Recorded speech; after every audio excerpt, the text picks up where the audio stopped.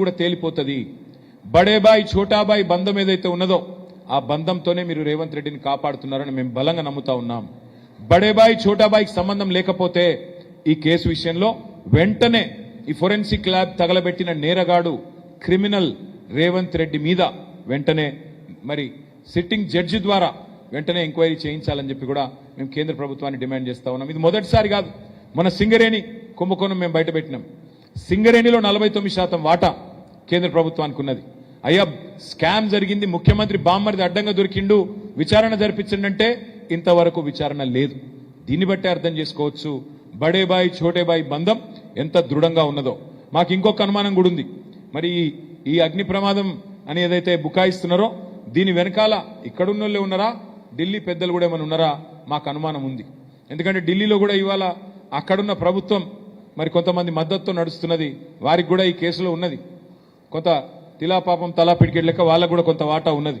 కాబట్టి మరి ఏమన్నా అక్కడికి వెళ్ళి ఏమైనా ఆదేశాలు ఇస్తే ఇక్కడ ఈయన సుపారీ తీసుకొని మనం చేసిండా మాకు తెలియదు. మరి కాబట్టి అన్ని తేలాలి అంటే రిటైర్డ్ జడ్జి ద్వారానే మాకు న్యాయం జరుగుతుంది. రాష్ట్ర ప్రజలకు వాస్తవాలు తేటతెల్లమవుతాయి. అందుకే ఇవాళ హనుమకొండలో ప్రెస్ ద్వారా మీడియా ద్వారా రాష్ట్ర ప్రజలకి ఇంత దారుణమైన నేరానికి ఒడిగట్టిన ఈ నేరగాడిని తప్పకుండా ప్రజల ముందు ఎక్స్పోజ్ చేయాలనే ఉద్దేశంతోనే ఈ ప్రెస్ మీట్ పెట్టడం జరిగింది. పత్రికా సమావేశానికి వచ్చిన మిత్రులందరూ కూడా ధన్యవాదాలు, నమస్కారాలు. Thank you. ఏమైనా అడగదలుచుకుంటాడు కానీ లేకపోతే నథింగ్. ఏది ఇదా? అవును, నేనే రేవంత్ రెడ్డికి బ్యాగ్ ఇచ్చినా అని కూడా చెప్తాడు. ఆయనదేం పోయింది. నేనే రేవంత్ రెడ్డికి బ్యాగ్ కూడా ఇచ్చినా మా ఎమ్మెల్యేని కొనుమని. రేవంత్ రెడ్డి అనే థర్డ్ క్లాస్ గానికి నేనే బ్యాగ్ ఇచ్చి పంపినాను కూడా కిరణ్ కుమార్ రెడ్డి అనే ఉంటాడు. ఆయన ఏమన్నట్టు ఆయన పోయింది. నేను స్పష్టంగా చెప్తున్నా, దొరికిన దొంగ ఈయనే. రాష్ట్రం మొత్తం చూసింది, దేశం మొత్తం చూసింది. ఎవరికి అవసరం ఉంది ల్యాబ్ తగలబెట్టేది? నేరగాడికే కదా. ఆ నేరగాడే ఇలా ముఖ్యమంత్రి. కాబట్టి చక్కగా ఆయన చేతిలో పోలీస్ శాఖ ఉంది, పంపించిండు. అందుకే నేను అన్నా ఇందాక, ఇదేదో ఎండాకాలం చేస్తే కనీసం ప్రజలు నమ్ముదురు, అబద్ధం ఆడినా అతికినట్టు ఉండాలి. కానీ చలికాలం ఎక్కడ అగ్ని ప్రమాదాలు జరిగాయి ప్రపంచంలో? ఒక్క తెలంగాణలో, అది కూడా ఇంకెక్కడ జరగదు చూడు గమ్మత్తు. ఫోరెన్సిక్ ల్యాబ్ ఒక్కటే అవుతుందట. దాన్ని బట్టి ఏమర్థం చేసుకోవచ్చు మనం? చాలా చక్కటి ప్రణాళికతో అందరు మున్సిపల్ ఎన్నికల్లో బిజీగా ఉంటే ఈయన మాత్రం మురికి పనుల్లో బిజీగా ఉన్నాడు. దాన్ని బట్టి మాకు అర్థమైంది. అది అంటే మిగతా వాళ్ళు ముఖ్యమంత్రిగా లేరు కదా బ్రదర్. మిగతా వాళ్ళు ముఖ్యమంత్రిగా ఉంటే అందుము, మిగతా వాళ్ళు తెలంగాణ రాష్ట్రానికి ముఖ్యమంత్రిగా ఉంటే అదే చెప్పిన నేను ఇందాక, మీరు విన్నట్టు లేరు. ఏమైనా ఢిల్లీ వాళ్ళు ఏమైనా సుపారీ ఇచ్చిండ్రేమో. ఎందుకంటే ఢిల్లీ పెద్దలు వాళ్ళు కొంతమంది మీద ఆధారపడి ప్రభుత్వాన్ని నడుపుతున్నారు ఈరోజు. మరి అక్కడికి వెళ్ళి ఏమైనా ఈయనకు సుపారీ ఇచ్చిండ్రేమో చిట్టినాయుడు గారికి, మాకేం తెలుసు. అయ్యుండొచ్చు, ఏదైనా జరిగి ఉండొచ్చు. జడ్జి గారు వస్తే అన్ని తెలుతాయి. అదే అందుకే అడుగుతున్నాం. ఎందుకంటే మాకు పోలీసుల మీద నమ్మకం లేదు.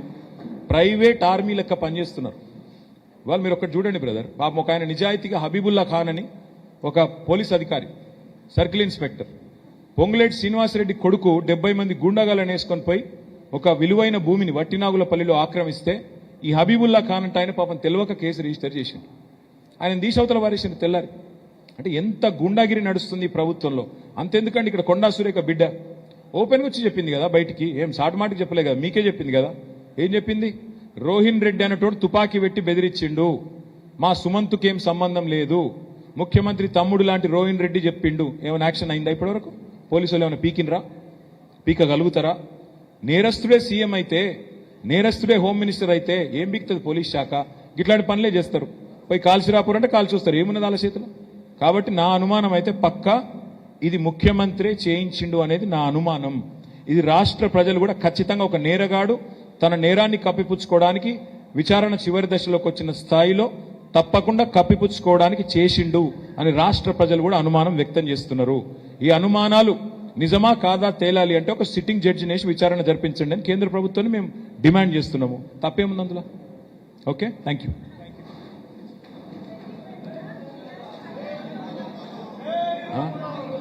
ఒక్క నిమిషం. మీరు విలేకరా? చెప్పండి.